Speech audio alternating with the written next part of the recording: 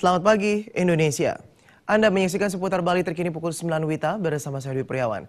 Pemirsa, menyikapi situasi terakhir yang terjadi di negeri ini, Pangdam 9 Udayana Maijen TNI Komarudin Simanjuntak meminta semua komponen masyarakat termasuk kalangan pariwisata untuk senantiasa menjaga keamanan Bali.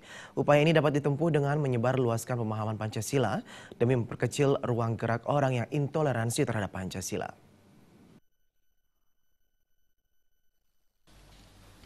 Pangdam 9 Udayana Maijen TNI Komarudin Simanjuntak menyatakan, perkembangan situasi terakhir yang terjadi di negeri ini adalah adanya kelompok tertentu yang melaksanakan pembenaran dengan pintu gerbang rasa ketidakadilan sebagai pintu utama.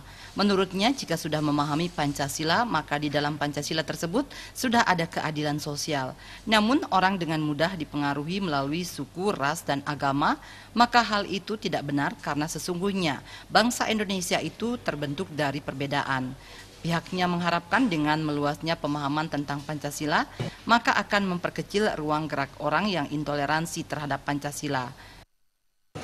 Orang masuk melalui suku, agama, khususnya agama itu adalah kata kunci yang gampang mempengaruhi orang.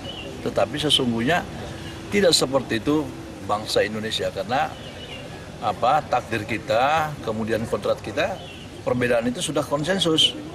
Beda agama, yaitu Indonesia, beda suku itu Indonesia. Dengan meluasnya pemahaman tentang Pancasila, maka akan memperkecil ruang gerak orang yang intoleransi terhadap Pancasila.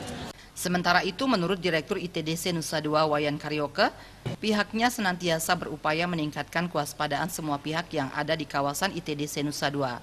Sebab diketahui, ancaman dapat sangat cepat bergerak seiring perkembangan medsos.